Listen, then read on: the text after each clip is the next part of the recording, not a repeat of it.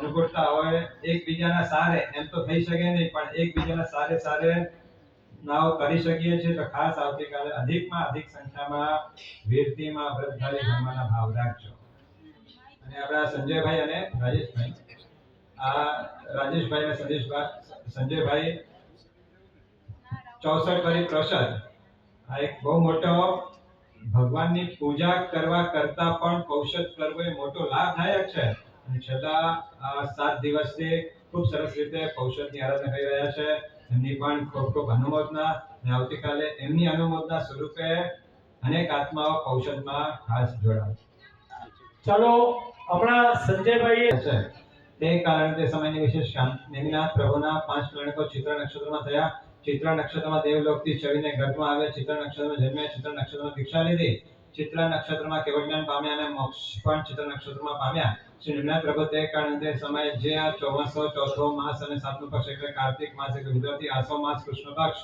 અને 1232 સાર્વભૌમની સ્થિતિવાળા અપરાજિત વિમાનમાંથી અંતર રહિત ચવીના જંબુદ્વીપના ભરત ક્ષેત્રમાં સૌર્યપુર નગરમાં સમુદ્ર વિજય રાજાની શિવાજી નામે રાણીના ઉદરમાં મધ્યરાત્રિના સમયે ચિત્ર નક્ષત્રમાં ચંદ્રનો યોગ પ્રાપ્ત થઈ છે ઘર પણ ઉત્પન્ન થયા અહીં માતાને આવેલા 14 સ્વપ્ન અને તેના ફળ પ્રશ્ન તથા વેદકાર તેઓએ આણેલા નિધાન વિગ્રહ બધું જ વર્ણન શ્રી મહાવીર દેવના ચરિત્ર આવેલ છે તે રીતે જાણવું શ્રી નેમિનાથ પ્રભુ તે કારણે સમયે જે આ ચોમાસાના પહેલો માસ અને બીજો પક્ષ એટલે શ્રાવણ શુક્લ પક્ષ અને પંચમીના દિવસે 9 માસ બરાબર પૂર્ણ થઈ ચિત્ર નક્ષત્રમાં ચંદ્રનો યોગ પ્રાપ્ત થઈ છે તે આરોગ્યવાળા એવા શિવા દેવીએ આરોગ્યવાન એવા પુત્રને જન્મ આપ્યો અહીં જન્મોત્સવ અને જન્માભિષેક મહાવીર પ્રભુના જીવન વૃત્તાંતમાં કહ્યું છે તે રીતે બધું જાણવું જન્મ મહોત્સવ સમુદ્ર વિજય રાજાએ કર્યો અને અમારા કુમારનું નામ અરિષ્ટ નેમિ થાવ ત્યાં સુધી બધું જાણવું શ્રી નેમિનાથ ઘરમાં આવે ત્યારે શિવા માતાએ ગર્ભમાં અરિષ્ટ રત્નમય નેમિ એટલે કે ચક્ર ધારા દીઠી હતી તે ઉપરથી પિતાએ તે બાળકનું નામ અરિષ્ટ નેમિ રાખ્યો નામ અપમંગલ ટાળવા માટે ઉમેર્યો છે કોઈ વખત યુવાન અવસ્થાને પામેલા શ્રી નેમિનાથ કુમાર શિવાદેવી માતાએ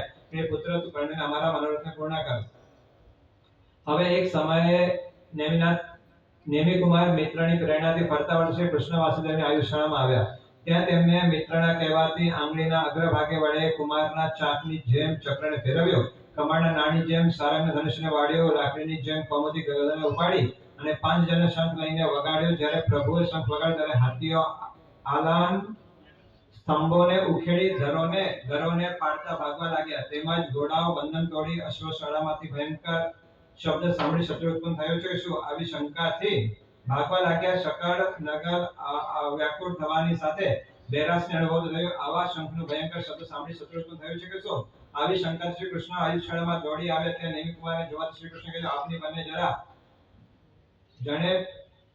બંને જણા આપણા બાહુબલથી પરીક્ષા કરીએ પછી મલ કુસ્તી શાળામાં શ્રી કૃષ્ણ નેમિ કુમારને ચડી ગયા ત્યાં નેમિ કુમાર શ્રી કૃષ્ણને કહ્યું કે આપણે મલોની જેમ જમીન પર આરોટીએ બરાબર નહીં તેથી આપણે બંને એકબીજાની લાંબી કરેલ ભુજાને વાળીએ કૃષ્ણ તેનો સ્વીકાર કરી પોતાના ભુજા લાંબી કરી નેમિ કુમારથી ભુજાને કમળના નાળની જેમ તરત વાળી દીધી પછી શ્રી નેમિ કુમારે પોતાની ભુજા લાંબી કરી શ્રી કૃષ્ણને વાળવા ઘણા પ્રયત્નો કર્યા ખૂબ બળ વાપરી પરંતુ કાશની જેમ તે વાળી શકાય નહીં એથી ખેત શ્રી કૃષ્ણ વિચાર્યું ભગવાન એવા શ્રી નેમિ કુમાર મારું રાજ્ય લઈ લેશે પછી શ્રી કૃષ્ણ બલભદ્ર સાથે એકાંત સટકા કે આપણે હવે શું કરવું નેમિ કુમાર બળવાન છે ત્યારે આકાશવાણી કે કૃષ્ણ પૂર્વે શ્રી નેમિનાથ પ્રભુએ કહ્યું છે કે હરીશ નેમિ કુમાર અવસ્થામાં દીક્ષા લઈ 22મા તીર્થંકર થશે તે સાંભળી નિશ્ચિત બનેલા શ્રી કૃષ્ણએ નેમિ કુમાર સાથે લઈ અંતપુરની રાણીઓ સહિત જલક્રીડા કરવા માટે તળાવમાં પ્રવેશ કર્યો ત્યાં શ્રી કૃષ્ણે નેમિ કુમારને જલ સિંચનાદી કરીને પોતાની રાણીઓને પણ તેમ કરવાનું કહ્યું અને નેમિ કુમાર સાથે નિસંકોચપણે જલક્રીડા કરી વિવાહની ભાવના કરાવી એમ કહ્યું એ સાંભળી કેટલીક સ્ત્રીઓ તેમને પરાગના પાણી છાંટવા લાગી કેટલાક પુષ્પના દડાઓ છાંટતીમાં મારવા લાગી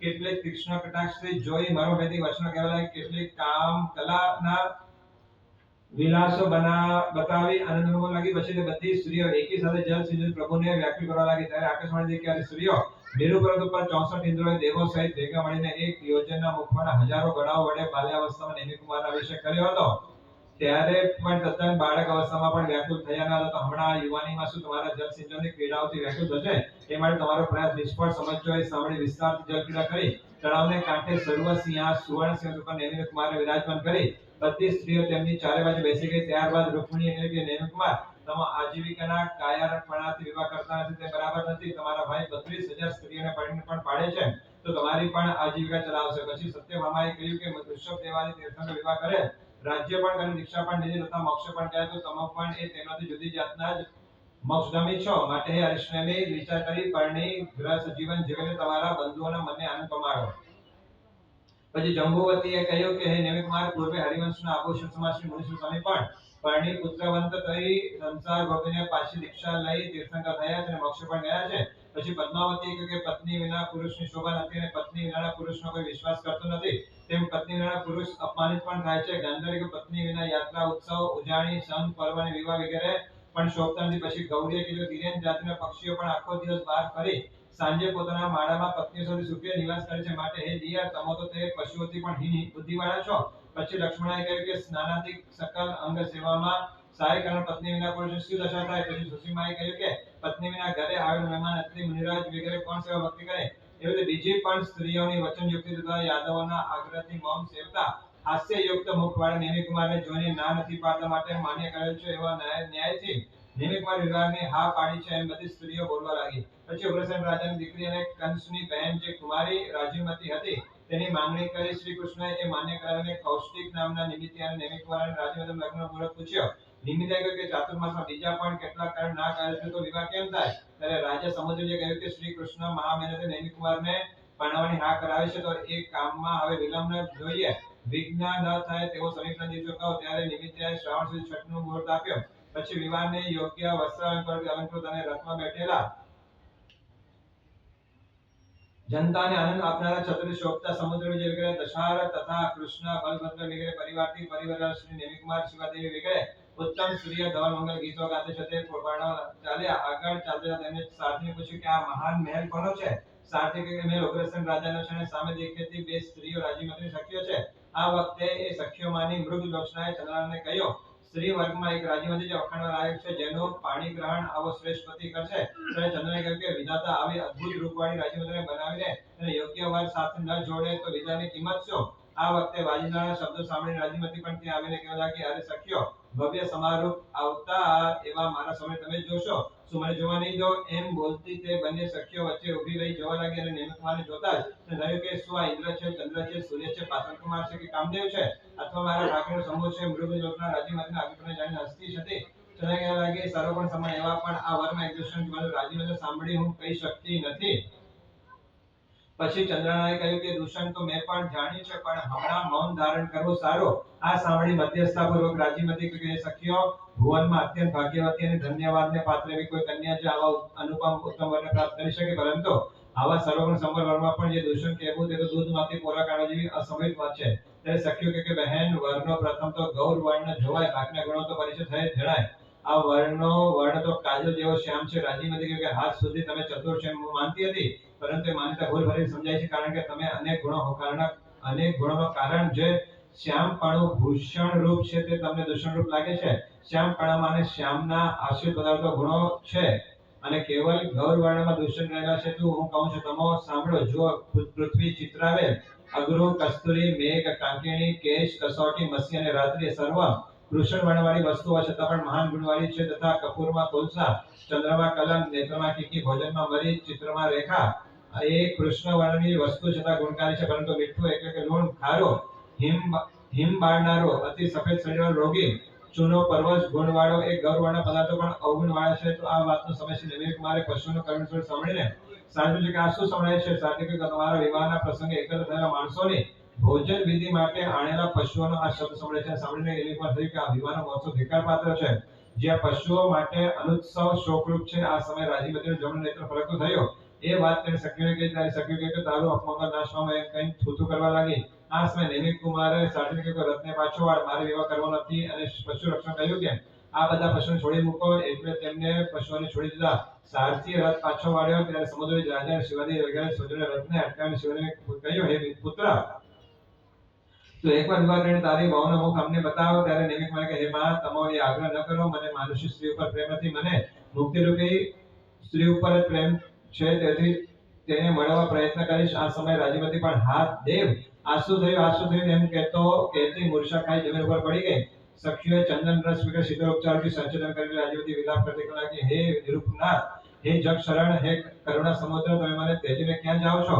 હે જાદવ કુલ કમલ સૂર્ય, તમે આ શું કર્યું. વળી તે આક્રોશ કરતી કહે કે ધૂર્ત અનંત સિદ્ધ જીવોએ સેવેલી એવી મુક્તિરૂપ વેશ્યા પર તમને પ્રીતિ હતી તો મને શા માટે હેરાન કરી? આ સાંભળી શક્યું કે કરે બહેન, આવા કાળા કુબડા અને વૈરાગ્ય ઉપર આટલો બધો રાગ શા માટે રાખે છે? દુનિયામાં શું સારા મળતા નથી? જરૂર મળે છે તો મહિનો મોત વધી જાય. આ સાંભળી રત્ન કે જો પશ્ચિમમાં સૂર્યોદય થાય અને પૂર્વમાં સૂર્યાસ્ત થાય તો પણ હું નેમી કુમાર વિના અન્ય વાર નહીં કરું. વળી નેમી કુમારને સમજણ કરી, રાજપુત્ર, તમે ઘરે આવેલા યાચકોને માગ્યાથી વધારે આપો છો અને હું યાચકો છતાં પણ મારા હાથ આપ્યો નહીં, અર્થાત મારા હાથને ગ્રહણ ન કર્યો, પરંતુ એ હાથે દીક્ષા ગ્રહણ કરતી વખતે મારા મસ્તક ઉપર વાસક્ષેપ કરાવીશ. હવે નેમી કુમારને વિવિધ પ્રકારે કહેતા રાજ્ય સમુદ્ર અંતે કહે છે કે ઋષભદેવ આદિ જીનેશ્વર વિવાહ કરી રાજ્ય ચલાવ્યા પછી દીક્ષા લઈ મોક્ષ ગયા છે અને બાલ બ્રહ્મચારી એવા તમે તેમનાથી અધિક થાવ. હવે શું નેમી કુમારને ગૃહસ્થાશ્રમ પૂર્ણપણે 300 વર્ષ થયા ત્યારે જીન કલ્પિત લોકાંતિક દેવો આવીને હે લોકનાથ, જગત હિતકારી સુખકારી એવું ધર્મથી પ્રવતો વગેરે કહ્યું.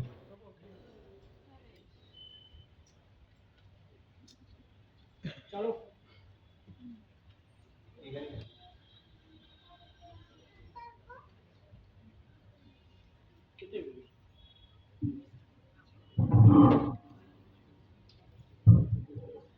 ચાલો એકવાર ફરીથી જરાક લક્ષ આપજો. અહીંયા આજે બરાબર રાતના 8:30 કલાકે ભક્તિ ભાવનાની શરૂઆત થઈ જશે, જે 9:30 સુધી ભક્તિ ભાવના દેવી ગાલા છેડા અને ભાવના વોરા દ્વારા આ ભક્તિ ભાવના અહીંયા પ્રસ્તુત કરવામાં આવશે. ત્યારબાદ 9:30 થી આપણે જે તપસ્વી બહુમાનનો કાર્યક્રમ છે એની શરૂઆત કરશું. અને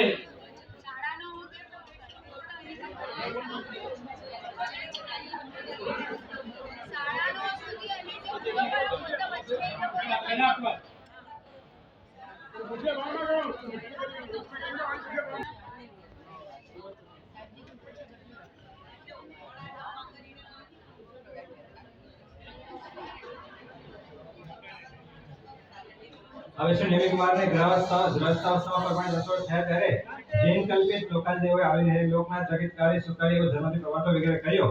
આ વગેરે વર્ણન પૂર્વે શ્રી મહાવીર પ્રભુના વૃત્તાંતમાં આવી ગયા છે. તે પ્રમાણે અહીં પણ સર્વ દ્રવ્ય ગોત્રને વહેંચી આપી ત્યાં સુધી જાણો. પછી જે આ ચોમાસાનો પહેલો માસ અને બીજો પક્ષ એટલે શ્રાવણ શુક્લ પક્ષની છઠના દિવસે પહેલા પહોરે ઉત્તર કુશ નામે શિવિકામાં બેઠા શ્રી નિમ્ન પ્રભુ મનુષ્ય દેવ અને અસુરથી પરિવાર જતા દ્વારિકા નગરીના મધ્ય ભાગમાંથી નીકળીને નગરીની બહાર જ્યાં રૈવતક નામે ઉદ્યાન છે અને જ્યાં અશોક વૃક્ષ છે ત્યાં આવી પાલખીમાંથી ઉતરીને પોતાની મેળે કેશવનો પંચમુષ્ટિ રોજ કર્યો અને છઠના પાણી વિનાના તપથી ચિત્ર નક્ષત્રમાં ચંદ્રયોગ પ્રાપ્ત થઈ જતા ઇન્દ્રએ આપેલ એક દેહદૃશ્ય વસ્ત્ર લઈને એક હજાર પણ સાથે દીક્ષા ગ્રહણ કરી ઘરમાં નીકળે પ્રભુ સાધુપણાને પામ્યા.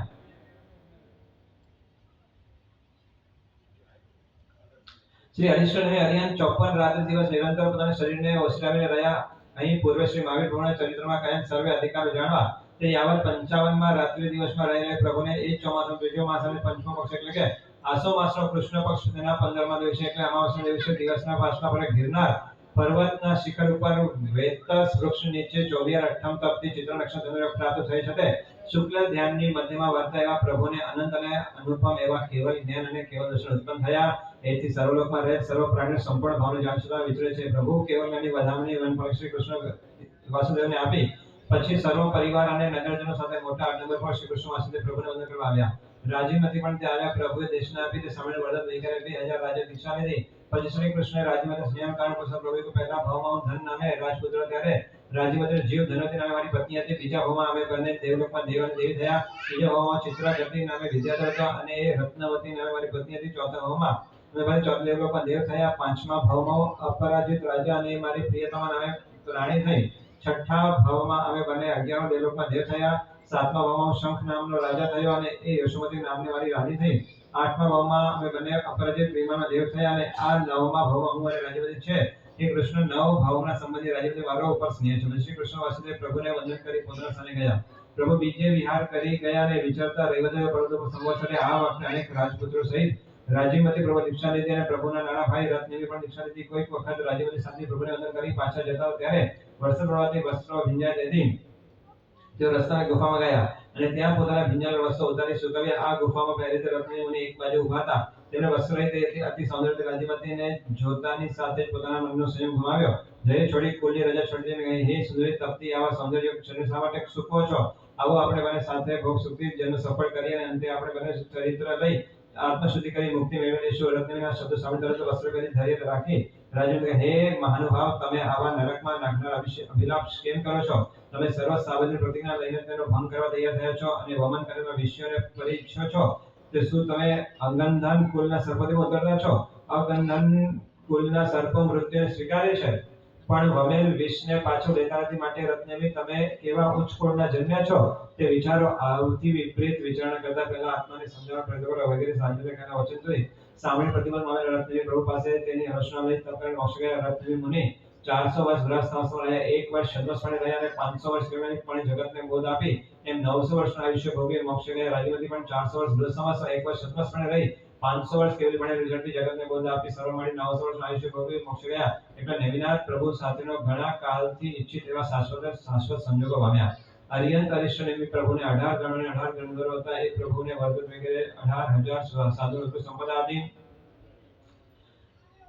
આર્યા યક્ષિણી વગેરે 40,000 સાધુ ઉત્કૃષ્ટ સંપદા હતી. નંદ વગેરે 1,69,000 શ્રવણોપાસક ઉત્કૃષ્ટ સંપદા હતી. અને મહાસુરતા વગેરે 3,36,000 શ્રવણોપાસિક ઉત્કૃષ્ટ શ્રાવ્ય સંપદા હતી. તથા જીન નહીં હતા, જીની જેમ સર્વાક્ષ સન્નિપાતી એવા 414 પૂર્વધારી સંપદા હતી. વળી 1500 અવધિ જ્ઞાનીઓની, 1500 કેવલ જ્ઞાનીઓની, 1500 વૈગ્રે લબ્ધિ વાળાની, 1000 વિપુલમતી જ્ઞાનીઓની, 800 વાદીઓની અને 1600 અનુત્તર વિમાનમાં ઉત્પન્ન થનાર મુનિઓની સંપદા હતી. એ પ્રભુના 1500 સાધુ સિદ્ધ થયા અને 3,000 સાધ્વીજીઓ સિદ્ધ થઈ હતી. અરિષ્ટ નેમિનાથ પ્રભુને 2 પ્રકારની અંતર્ભૂમિ હતી. એક યુગાંતર ભૂમિ અને બીજી પર્યાયનકૃત ભૂમિ. એમાં પ્રભુ મોક્ષ ગયા પછી 8 પાટણ પાઠ સુધી મોક્ષ માર્ગ ચાલે તે યુગાંતર ભૂમિ તથા પ્રભુને કેવલ ઉત્પન્ન થયા પછી 2 વર્ષે કોઈક સાધુ મોક્ષ ગયા ત્યારથી તેમના શાસનમાં મોક્ષ માર્ગ ચાલે તે પર્યાયનકૃત ભૂમિ જાણી.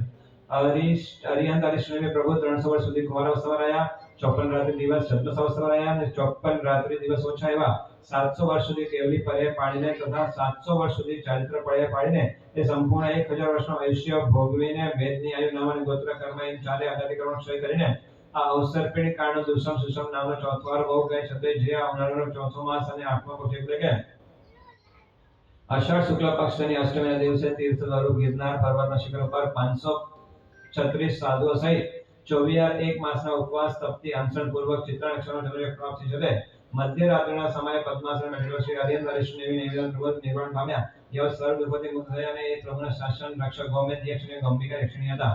નિર્વાણ પામેલ યાવત સર્વ દુઃખોથી મુક્ત થયેલા શ્રી નિવેદન પ્રભુને 84,000 વર્ષ વ્યતીત થયા અને 85,000 વર્ષમાંથી પણ 900 વર્ષ વ્યતીત થયા પછી 10મા સૈકાના આ 80મા વર્ષ થઈ એટલે નિવેદન પ્રભુના નિર્વાણ પછી 84,000 વર્ષ સુધી પ્રભાવિત પ્રભુ નિર્વાણ પામ્યા. ત્યારે શ્રી નિવેદન પ્રભુના નિર્વાણ પછી 84,980 વર્ષ આગળ શાસ્ત્રો લખાયા છે. આ પ્રમાણે શાસનમાં 12મા બ્રહ્મદ ચક્રવર્તી, 9મા પ્રતિવાસુદેવ જરાસંઘ, વાસુદેવ કૃષ્ણ અને બળદેવ થયા છે. એટલે શ્રી નેમિનાથ ચરિત્ર સમાપ્ત. શ્રી નમિનાથ પ્રભુ આગલા ત્રીજા ભવ્ય જંબુદ્વીપના માગધી ક્ષેત્રમાં ભરત વિજયની કૌસમી નગરીમાં સિદ્ધાર્થ નામે રાજા હતા. તે સમ્યક પામી દીક્ષા લઈ શ્રી સ્થાનક તપ આરાધી તીર્થ નામ પ્રમાણ્યું. ત્યાંથી અપરાજિત વિમાનમાં દેવ છે. ત્યાંથી ચવી મિત્ર નગરીના વિજય રાજાની વપરા રાણીના ઉદયમાં 1400 આસો સુધી પૂનમના આવ્યા અને શ્રાવણ સુધી આઠમના જન્મ્યા. સુવર્ણની કાંતિ, નીલકમલ લાંછન અને 15 ધનુષ્યની ઊંચાઈવાળા પ્રભુ 2,500 વર્ષ કુમારપણે રહી 5,000 વર્ષ રાજ્ય ભોગવી અંતે સામસરી દાન દઈ આષાઢ સુધી નવમીના દિવસે 1,000 રાજા દીક્ષા લઈ 9 માસ વનવાસ રહી માગસર શુક્લ એકાદશીના મિથિલામાં કેવળદાન પામી ઘણા ભવ્ય જીવોને પ્રતિપદી 2,500 વર્ષ દીક્ષા પાડી 10,000 વર્ષ આયુષ્ય ભોગવી 1,000 મુનિઓની સાથે સમેત શિખર ઉપર માસિક અનશન કરી વૈશાખ વદી દસમના દિવસે મોક્ષ પ્રભુને કુંભ વગેરે 17 ગણધરો સહિત 20,000 સાધુઓ, અનિલા વગેરે 41,000 સાધ્વીજો, 1,70,000 શ્રાવક અને 3,48,000 શ્રાવિકો એટલો પરિવાર હતો. એ પ્રભુના શાસનમાં 10મા હરિશન અને 11મા જય નવે ચક્ર થયા છે. નમિનાથ પ્રભુ મોક્ષ ગયા 5,84,980 વર્ષ થયા ત્યારે પુસ્તકો લખાયા છે. પ્રભુના શાસન રક્ષક ભૃગુટી યક્ષ અને ગાંધારી યક્ષિણી હતા.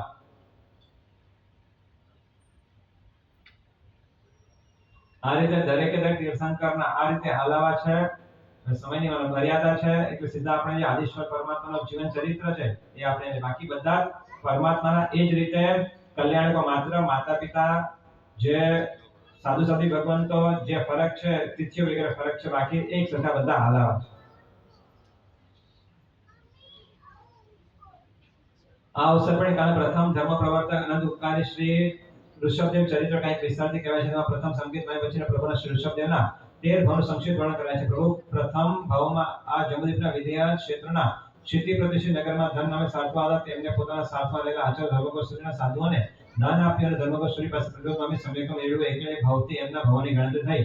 બીજે ભાવે ઉત્તર પૂર્વમાં યુગલિયા થયા. ત્રીજે ભાવે પ્રથમ દેવરાવ નિયુક્ત થયા. ચોથે ભાવે આ જંબુદ્વીપના પશ્ચિમ આવેલી ક્ષેત્રમાં ગંધીલાવતી વિજયમાં મહાબલ નામે રાજા થયા. પાંચમે હવે બીજા દેવલોકમાં લલિતાંગ નામે દેવ થયા. છઠ્ઠે હવે આ જંબુદ્વીપના મહુરવાદી ક્ષેત્રમાં પુષ્કલાવતી વિજયમાં લોહારગન નગરમાં રાજા થયા. સાતમે હવે ઉત્તરપૂર્વ ક્ષેત્રમાં યુગલિયા થયા. આઠમે હવે પ્રથમ દેવલોકમાં દેવ થયા. નવમે હવે આ જંબુદ્વીપના વાદી ક્ષેત્રમાં ક્ષિતિપ્રતિષ્ઠિત નગરમાં જીવન નામે વૈદ્ય થયા. દસમે હવે મિત્રો સહિત 12મા દેવલોકમાં ગયા. 11 હવે જંબુદ્વીપના વાદી ક્ષેત્રમાં પુષ્કલાવતી વિજયમાં પુંડરીકની નગરીમાં પૂર્વ મિત્રો સહિત બંધુપણે ઉત્પન્ન થયા. અને પ્રભુનો જીવ વજ્રનાભ નામે ચક્રવર્તી થયો. તેઓ 6 ભાઈઓ સહિત દીક્ષા લીધી. તેમાં પ્રભુનો જીવ વજ્રનાભ મુનિને વિશેષણ તપની આરાધના કરી તીર્થંકર નામનો ઉપાર્જન કર્યો.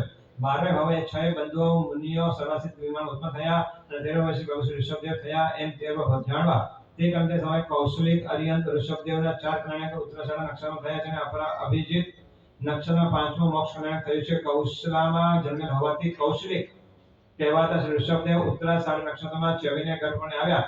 ઉત્તરાષાઢ નક્ષત્રમાં જન્મ્યા. ઉત્તરાષાઢ નક્ષત્રમાં દીક્ષા લેનારા થયા. અને ઉત્તરાષાઢ નક્ષત્રમાં કેવળ પામ્યા હતા. અભિજીત નક્ષત્રમાં મોક્ષમાં ગયા.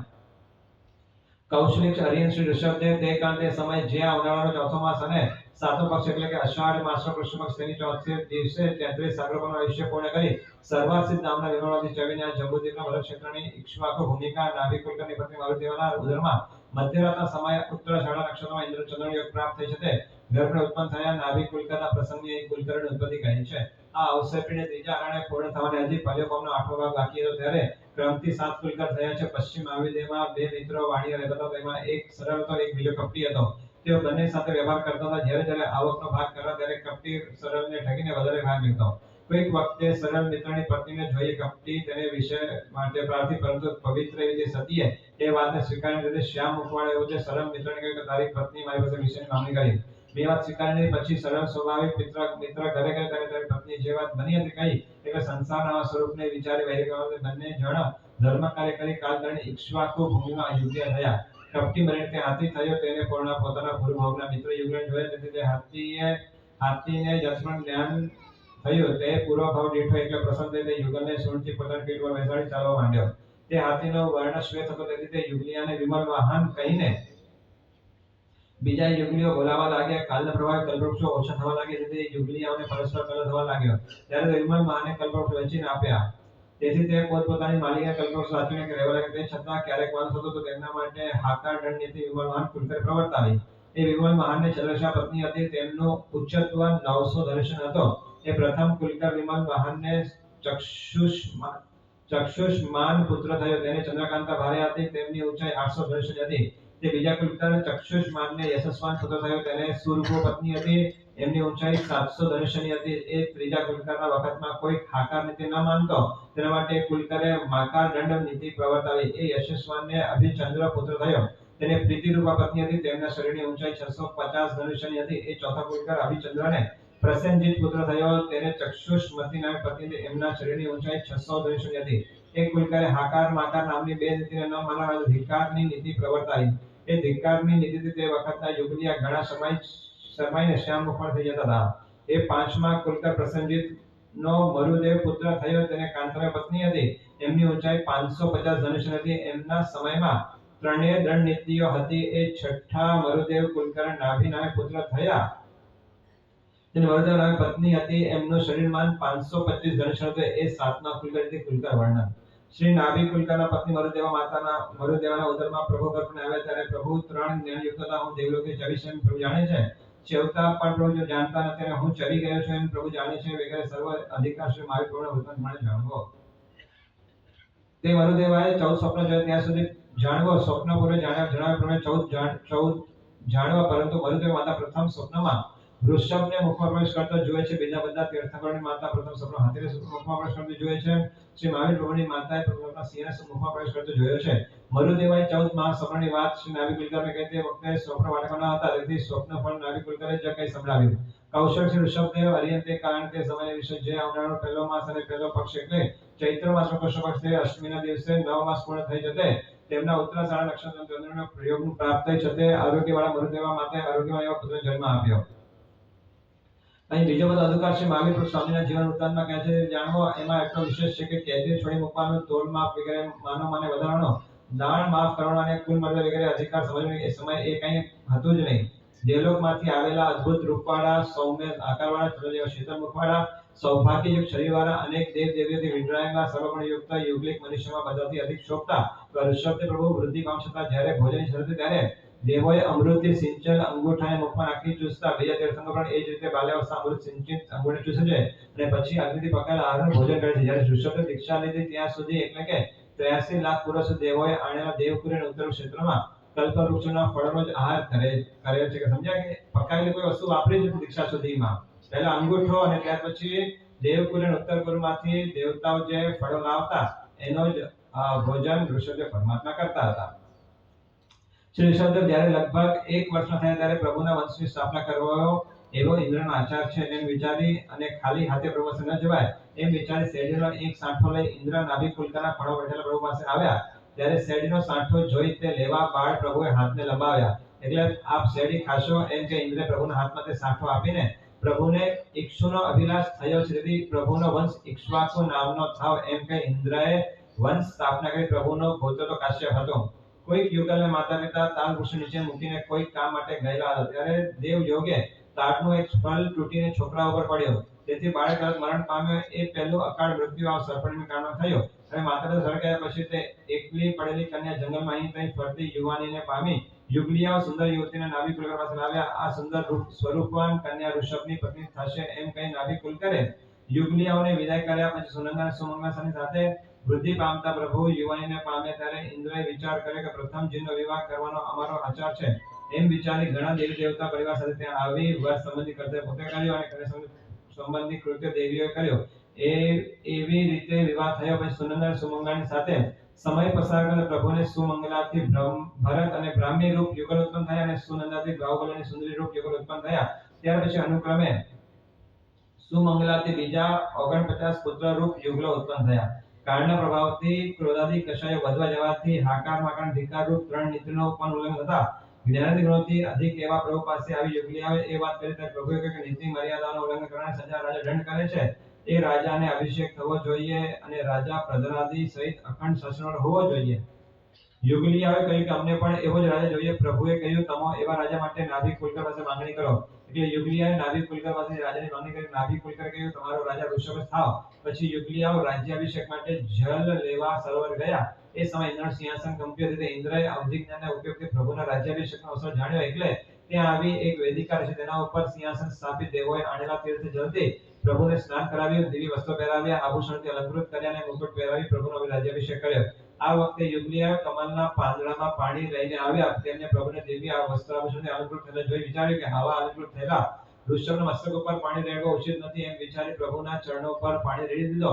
આ જોઈ ઇન્દ્રએ સંતોષ થઈ. આ લોકો વિનીત છે એમ વિચારી કુબેરને આજ્ઞા કરી કે 12 યોજન લાંબી 9 યોજન પહોળી એવી વિનીતા નામે નગરી બનાવો અને વસાવો. કુબેરે તરત ઇન્દ્રની આજ્ઞા પ્રમાણે સુવર્ણ અને રત્નાદિના ઘરો અને કિલ્લાવાળી વિનીતા નગરી બનાવી અને વસાવી. હાથી ઘોડા ગાયો બળદો વગેરે સંગ્રહ કરાવ્યો. રાજ્ય વ્યવસ્થા માટે ઉગ્ર ભોગ રાજન્ય અને ક્ષત્રિય કુળની સ્થાપના પ્રભુએ કરી. જેઓ ઉગ્ર દંડ કરનારા હતા તેમને ઉગ્ર કુલના કહી આરક્ષક કોટવાલ બનાવવામાં આવ્યા. જેઓ ભોગને યોગ્ય હતા તેમને ભોગ કુલના કહ્યા તે ગુરુ સ્થાનના ગણવા લાગ્યા.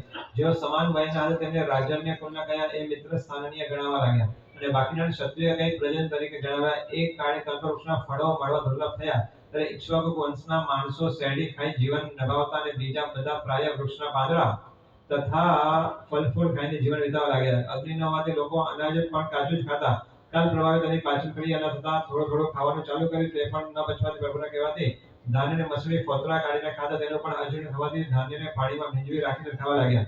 એમ તેઓ અનેક પ્રકારે પાચન થાય તે રીતે ખાવાનું કરવા લાગ્યા. હવે કોઈ વખતે વૃક્ષનો પરસ્પર ઘસાવાથી અગ્નિ ઉત્પન્ન થાય તેને જોઈને યુગલિયાઓને થયું કે આ કોઈ નવીન રત્ન ઉત્પન્ન થયેલ છે. પછી તેઓ હાથ લાંબો કરી તે રત્નને લેવા ગયા, પરંતુ તેમના હાથ બળવા લાગ્યા. એટલે ભયભીત થયેલા એવા તેમને પ્રભુ પાસે વાત જણાવી. તેથી પ્રભુએ અગ્નિ ઉત્પન્ન થયેલ જાણીને કહ્યું કે તમે ઉત્પન્ન થયેલી અગ્નિમાં ચોખા વગેરે ઔષધિ પકવીને પછી ખાઓ તો તે સુખે પચશે. પછી યુગલિયા આ ઉપાયને બરાબર જાણતા ન હોવાથી ઔષધિઓ અગ્નિમાં નાખીને કલ્પવૃક્ષ પાસે માંગે તેમ માંગો, પરંતુ અગ્નિમાં નાખેલ તે બધી ઔષધિઓ બળી જવા લાગી. તેથી યુગલે પ્રભુ પાસે આવીને કહ્યું કે આ તો કોઈ મહાપિશાચ છે. બધું પોતે જ ખાઈ જાય છે, અમને કઈ આપતો નથી. આ સમયે હાથી પર બેઠેલા પ્રભુએ કહ્યું કે તમારે એ બધી ઔષધિઓ માટી વગેરે કોઈ પાત્રમાં નાખી અગ્નિમાં એ પાત્રમાં નાખી મૂકી પકાવી પછી એ પાકેલ ઔષધિઓ ખાવી. એમ કહી પ્રભુએ યુગલિયાઓ પાસેથી માટી મંગાવી પિંડ બનાવરાવી હાથીના કુંભ સ્થળ પર તે માટીનો પિંડ મુકાવી તેને વાસણ બનાવરાવી પ્રથમ કુંભારની કળા શીખવી. પછી એ પાત્ર યુગલિયાઓને આપી આવા બીજા વાસણ બનાવી એમાં અનાજ નાખી અગ્નિ પર રાંધીને ખાઓ તો એ બધું એ રીતે કહ્યું. પછી યુગલિયાઓ તે રીતે કરવા લાગ્યા. પ્રભુએ એક કુંભારની કળા પછી લુહારની, ચિત્રકારની, વણકરની અને નાભે હજામની એમ 5 શિલ્પ કળા બતાવી. એ મૂળ 5 શિલ્પના દરેક 20 ભેદ થવાથી પાંચે કળાના 100 ભેદ થયા. અહીં સર્વે ગણો ભેદો આચાર્યોના બતાવી જાણવા. કૌશલિક અરિયન શ્રી દુષ્યંત પ્રભુ સર્વ કલામાં કુશળ, નિધન પ્રતિજ્ઞાઓને સારી રીતે પાડનારા, સુંદર રૂપવાળા, સર્વગુણ શોભિત, સરળ સ્વભાવવાળા અને વડીલોનો વિનય કરનારા હતા. એ પ્રભુએ 20 લાખ પૂર્વ વર્ષ સુધી કુમારાવસ્થામાં તથા 63 લાખ પૂર્વ વર્ષ સુધી રાજ્ય અવસ્થા વિતાવી. તેમાં તેમને લેખન કળા છે મુખ્ય જેમાં અને શકુનરુત એટલે કે પક્ષીઓના શબ્દની કળા છે અંતે જેમાં એવી પુરુષની 72 કળાઓ તથા સ્ત્રીઓની 64 કળાઓ અને 100 શિલ્પો પ્રજાના હિતાર્થે બતાવ્યા. પુરુષની 72 કળા નામ આ પ્રમાણે છે: લેખન, ગણિત, ગીત, નૃત્ય, વાદ્ય, પઠન, શિક્ષણ, જ્યોતિષ, છંદ, અલંકાર, વ્યાકરણ, નિરુક્તિ, કાવ્ય, કાત્યાયન, નિઘંટુ, અશ્વારોહણ, ગજારોહણ, હાથી અને ઘોડા કેળવણી વિદ્યા, શાસ્ત્રાભ્યાસ, રસ, મંત્ર, તંત્ર, વિષ, ખનિજ વિદ્યા, ગંધવાદ, પ્રાકૃત, સંસ્કૃત, પૈશાચિકા, અપભ્રંશ, સ્મૃતિ, પુરાણ, અનુષ્ઠાન, સિદ્ધાંત, તર્ક, વેદ, વૈદક, આગમ, સંહિતા, ઇતિહાસ, સામુદ્રિક વિજ્ઞાન, આચાર્ય સ્તુતિ વિદ્યા, રસાયન, કપટ, વિદ્યાનુવાદ, દર્શન, સંસ્કાર, ધૂર્ત, સંબલક, મણિકર્મ, વૃક્ષ ચિકિત્સા, ખેચરી કલા, અમરી કલા, ઇન્દ્રજાલ, પાતાલ સિદ્ધિ, यंत्र, रसपति, सर्वकर्णी, प्रसाद लक्षण, पणजुगा, चित्रोपल, लेप, चर्मकर्म, पत्रच्छेद, नक्षेद, पत्र परीक्षा, वशीकरण, काष्ट घटन, देश भाषा, गारुड, योगांग, धातु कर्म, केवली विधि અને શકુનૃત એ 72 કળા પુરુષને જાણવી. તેમાં પહેલી જે લેખન કળા કહી તેના 18 જાતની શિલ્પીઓ આવે છે. તે 18 લિપિઓ આવે છે. 18 જાતની લિપિઓ આવે છે. 18 લિપિઓ પ્રભુએ પોતાના જમણા હાથે બ્રાહ્મણી લિપિ તેના નામ પ્રમાણે છે: હંસ લિપિ, ભૂત લિપિ, યક્ષ લિપિ, રાક્ષસ લિપિ, ઉડી લિપિ, યાવની લિપિ, તુર્કી લિપિ, કીટી લિપિ, દ્રાવિડી લિપિ, સૈન્ધવી લિપિ, માલવી લિપિ, નડી લિપિ, નાગરી લિપિ, લાટી લિપિ, પારસી લિપિ, અનિમિતી લિપિ, ચાણક્ય લિપિ અને મૂલદેવ લિપિ એ 18 લિપિ જાણવી તથા 1, 10, 100, 1000, 10,000, લાખ, 10 લાખ, કોટી, 10 કોટી, અવજ, ખરવા, નિખરવા, મહાપદ્મ, શંકુ, જલ્દી, અંત્ય, મધ્ય અને પરાત્ય એવી રીતે અનુક્રમે 10 ગણી સંખ્યાવાળું ગણિત પ્રભુએ ડાબે હાથે સુંદરીને શીખવ્યું તથા ભરતને કાષ્ટ કર્મ અને બાહુગ્રહણે પુરુષ વિગ્રહ લક્ષણો શીખવ્યા. સ્ત્રીઓની 64 કળાઓ પ્રમાણે છે: નૃત્ય, ઔચિત્ય, ચિત્ર, વાજિંત્ર, મંત્ર, તંત્ર, ધનવૃષ્ટિ, કલા, ફળા, કૃષ્ટિ, સંસ્કૃત, જલ્પ, ક્રિયાકલ્પ, જ્ઞાન, વિજ્ઞાન, દંભ, પાણી, થંભવાની કળા, ગીત, તાલમાન, આકાર ગોપન, આરામ બગીચો, ઉછેર કલા, કાવ્ય શક્તિ, વક્રોક્તિ, નર લક્ષણ, હસ્તી પરીક્ષા અને અશ્વ પરીક્ષા, વાસ્તુ શુદ્ધિ, તીવ્ર બુદ્ધિ, શકુન વિચાર, ધર્માચાર, અંજન યોગ, ચૂર્ણ યોગ, ધ્રુવી ધર્મ, સુપ્રસાદન કર્મ, સુવર્ણ સિદ્ધિ, સૌંદર્ય વૃદ્ધિ, વાકપટુતા, કર લાગાવ, લલિત ચરણ, સુગંધિત તેલ નિર્માણ, ભૃત્યોપચાર, ગેહાચાર, વ્યાકરણ, પર નિરાકરણ, વીણાનાદ, વિતંડાવાદ, અંક સ્થિતિ, જનાચાર, કુંભભ્રમા, ચારિશ્રમ, રત્નમણિ ભેદ, લિપિ પરિચ્છેદ, વૈદ ક્રિયા, કામાવિષ્કરણ, રંધન કળા, કેશ બંધન, શાલી ખંડન, મુખભંજન, મુખમંડન, કલા કથા કથન, કુસુમ ગ્રથન, વરવેશ, સર્વ ભાષા વિશેષ, વાણિજ્ય, ભોજ્ય, અભિધાન, પરિજ્ઞાન, આભૂષણ, યથાસ્થાન, અંત્યક્ષરિકા અને પ્રશ્ન પ્રેરિકા એ રીતે શ્રેણી 64 કળા જાણવી. પ્રભુએ સર્વ કળાનો પ્રજાના હિત માટે ઉપદેશ કરી સૌ પુત્રોને સૌ રાજ્ય પર સ્થાપ્યા. ભરતને વેદાંત મુખ્ય રાજ્ય આપ્યું. બાહુબળને બહાલી દેશમાં દક્ષિણ રાજ્ય આપ્યું. બાકીના 98 પુત્રોને પણ જુદા જુદા રાજ્ય આપ્યા. પ્રભુના 100 પુત્રોના નામ કહેવાય છે: ભરત, બાહુબલી, શંખ, વિશ્વકર્મા, વિમાન, સુલક્ષણ, અમલ, ચિત્રાંગ, ખ્યાત કીર્તિ, વરદત્ત, સાગર, યશોધર, અમર, રથપર, કામદેવ, ધ્રુવ, વત્સ, નંદ, સુર, સુનંદ, કુરુ, અંગ, વંગ, કૌશલ, વીર, કલિંગ, મગધ, વિદ્યા, સુગમ, દશાર્ણ, ગંભીર, વસુવર્મા, સુવર્મા, રાષ્ટ્ર, સુરાષ્ટ્ર, બુદ્ધિકર, વિધિકર, સુયશા, યશકીર્તિ, યશસ્કર, કીર્તિકર, સુરણ, બ્રહ્મસેન, વિક્રાંત, નરોત્તમ, પુરુષોત્તમ, ચંદ્રસેન, મહાસેન, નવસેન, ભાનુ, સુક્રાંત, પુષ્યયુત, શ્રીધર, दुर्दर्श, सुषुमार, दुर्जय, अजयमान, सुधर्मा, धर्मसेन, आनंद, नंद, अपराजित, विश्वसेन, हरिसेन, जय, विजय, विजयन, प्रभाकर, अरिदमन, मान, महाबाहु, दीर्घबाहु, मेघ, सुघोष, विश्व, वराह, सुसेन, सेनापति, कपिल, शैलविचारी, अरिंजय, कुंजरवल, जयदेव, नागदत्त, कश्यप, बल, धीर, शुभमती, सुमति, पद्मनाभ, सिंह, सुजाति, संजय, सुनाभ, नरदेव, चित्त, સુરવર, દ્રઢરથ અને પ્રભંજન એ પ્રભુના સ્વપુત્રો નામો જાણવા. પ્રભુના રાજ્યના દેશોના નામ આ પ્રમાણે છે: અંગ, અવંગ, કલિંગ, ગૌડ, ચૌડ, કર્ણાટ, લાટ, સૌરાષ્ટ્ર, કાશ્મીર, સૌવીર, આભીર, ચીન, મહાચીન, ગુર્જર, બંગાળ, શ્રીમાલ, નેપાળ, જહાલ, કૌશલ, માલવ, સિંહલ અને મરુસ્થલ વગેરે દેશોના નામો જાણવા. એ દેશોના રાજ્યો પ્રભુએ પોતાના સ્વપુત્રને આપે પછી વિજ્ઞપ્તિ કરવાના આચારવાળા એટલે જીત કલ્પિક એવા લોકાન દેવાય પ્રભુ પાસે આવીને અત્યંત ઇષ્ટ એવી વાણી પ્રમાણે કહે કે સમૃદ્ધિવાન થઈ કલ્યાણ કરતે આપ જય પામો, વિજય પામો વગેરે કહી આપ જગતના કલ્યાણને કરનાર એવો ધર્મને પ્રવર્તાવ વગેરે યાવત ગોત્રોને ધન વેચી આપ્યો. સામસ્ત્રી દાન આપ્યું તો ત્યાં સુધી વૃત્તાંત શ્રી મહાવીરદેવના જીવન વૃત્તાંત આ પ્રમાણે જાણો. પછી જે આવનારો પહેલો માસ અને પહેલો પક્ષ એટલે કે ચૈત્ર માસ ગુજરાતી ફાલ્ગુની માસનો કૃષ્ણ પક્ષ એ પક્ષની અષ્ટમીના દિવસે પાછલા પહોરે સુદર્શના નામની શિબિકામાં બેસીને મનુષ્ય, દેવો અને અસુરોથી અનુસરતા એવા પ્રભુ વિનિતા નગરીમાં મધ્ય ભાગથી પ્રયાણ કરતા નગરીની બહાર નીકળીને જ્યાં સિદ્ધાર્થ નામે ઉદ્યાનમાં અશોક નામે શ્રેષ્ઠ વૃક્ષ હતું ત્યાં પ્રભુ આવ્યા અને ત્યાં શિબિકામાં ઉતરી વસ્ત્રાલંકાર ઉતારી પોતે 4 મુષ્ટિ રોજ કરેલ. ત્યાં બાકી રહેલ એક મુષ્ટિ રોજના કેશની લટ પ્રભુના સુવર્ણ સમાન વર્ણવાળા ખભા ઉપર સુવર્ણ કળશ ઉપર નીલકમલની માળા શોભે તેમ શોભવા લાગી જોઈ આનંદ પામેલા ઇન્દ્ર વિનંતી પ્રભુ હવે આટલા કેશ રહેવા દો તો સારું. ઇન્દ્રની વિનંતી પ્રભુએ 5મી મુષ્ટિ રોજના કેશ રોજ કર્યા વિના મૂકી દીધા એટલે 4 મુષ્ટિ રોજ કરી જલપાન વિનાના છઠ તપથી ઉત્તરાષાઢ નક્ષત્ર યોગ પ્રાપ્ત થઈ શકે. ઉગ્ર કુલના, ભોગકુલના, રાજન્ય કુલના, ક્ષત્રિય કુલના 4000 પુરુષોને ઇન્દ્રએ આપેલા એક દિવસીય વસ્ત્ર લઈને દ્રવ્ય તથા ભાવ લોચ કરીને ગૃહવાસથી નીકળીને પ્રભુએ સાધુગુણ સ્વીકાર્યું. સાધુગુણ સ્વીકારીને ઘોર અભિગ્રહ ધારણ કરી પ્રભુ ગામે ગામ વિહાર કરવા લાગે. તે સમયે લોકો બહુ સમૃદ્ધિવાળા હતા પરંતુ તેઓ ભિક્ષા કોને કહેવાય તે જાણતા ન હતા. હવે વર્ષિત શા માટે થયેલો વાત આવે છે? કેવા ભિક્ષાચોર હોય અને કેવી રીતે ભિક્ષા લે તે જાણતા નતા. તેથી વિધિ પ્રમાણે ભિક્ષા માંગવાથી ભગવાન આહાર પાણી લીધા વિના જ વિચરતા પરંતુ તેમની સાથે જે 4000 પુરુષો ભિક્ષા લીધી તેઓએ આહાર પાણી વિના રહી શકાતો ન હતું. તેથી તેમને પ્રભુને આહાર પાણી દેવાનો વિધિ પૂછ્યો. પ્રભુ તો ભિક્ષા લીધા ત્યારથી મૌન વ્રતવાળા હતા તેથી મૌન જ રહ્યા. પછી તે સાધુઓ બધા કચ્છ અને મહાકચ્છને આહાર વિધિ પૂછવા લાગે ત્યારે તેમને કહે કે અમે પણ તમારી જેમ જાણતા નથી.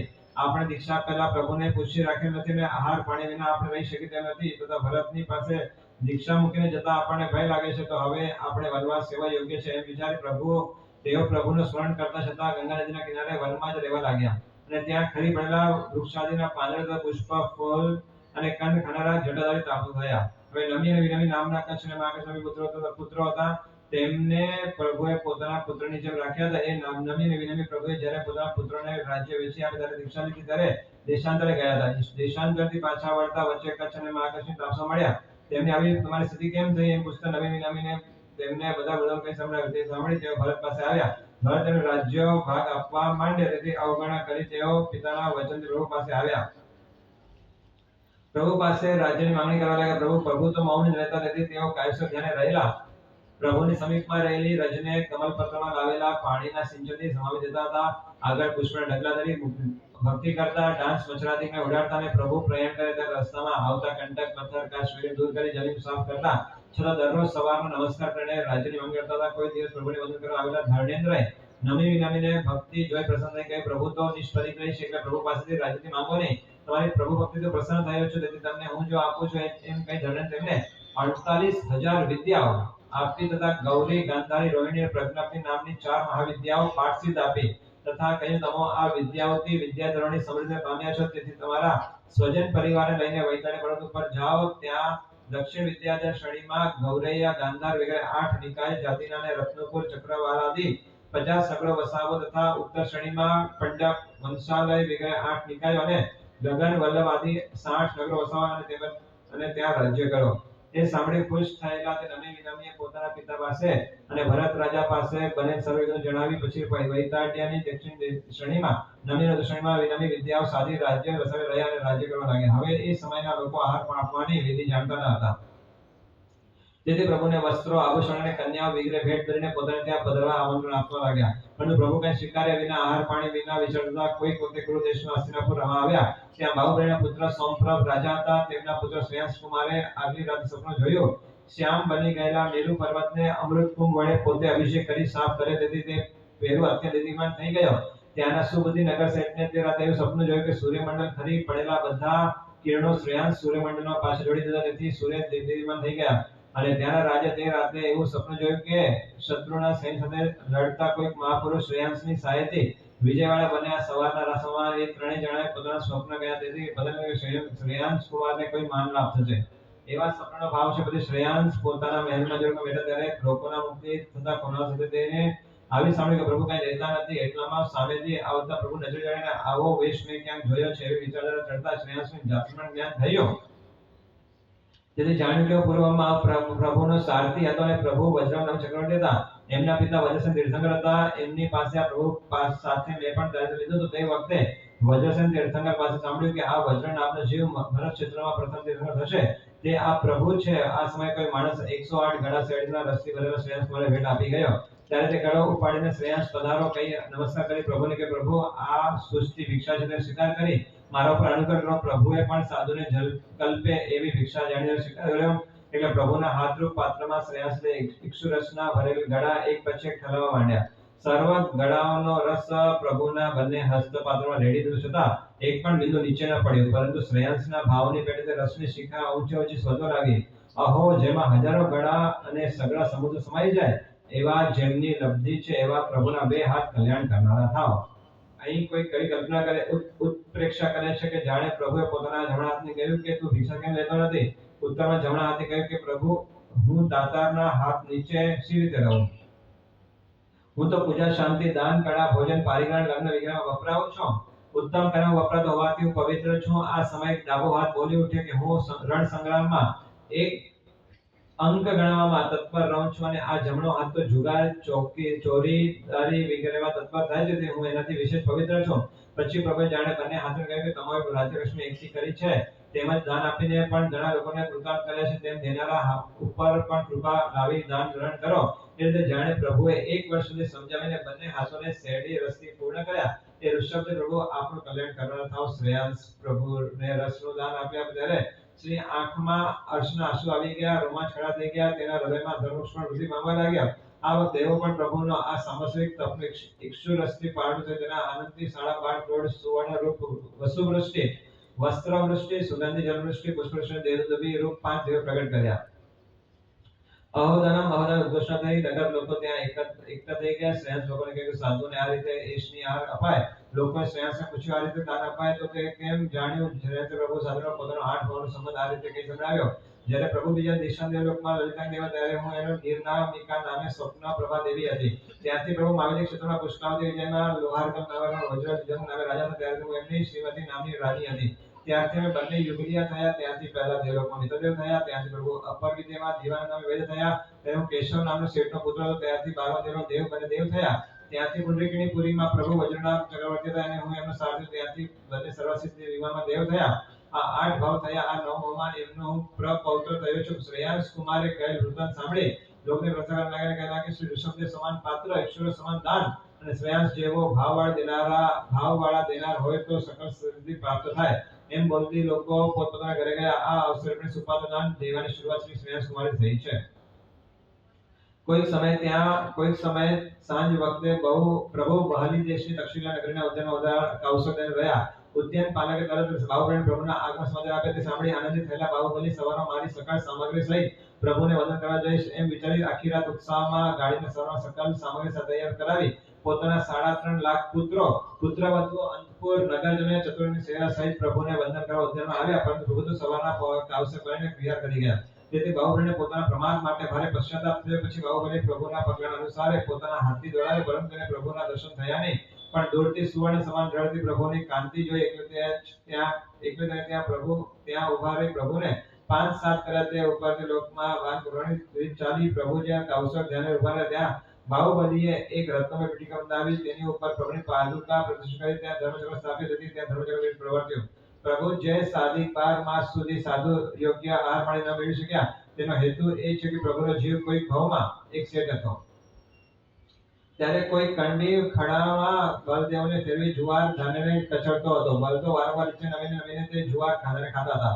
તેથી કણબી તે બળદોને ખૂબ મારતો તે જોઈ ત્યાંથી પસાર થતા શેઠને દયા આવવાથી કણબીને કહ્યું કે બળદોને તું માર નહીં, પણ તેના મોઢે સિક્કો બાંધી દે તો તે ધાને ખાશે નહીં અને ચાલશે પણ બરાબર. કણબીએ તેમ કહ્યું, પરંતુ 12 પહોર સુધી બાંધેલ સિક્કા છોડતા તે ભૂલી ગયો.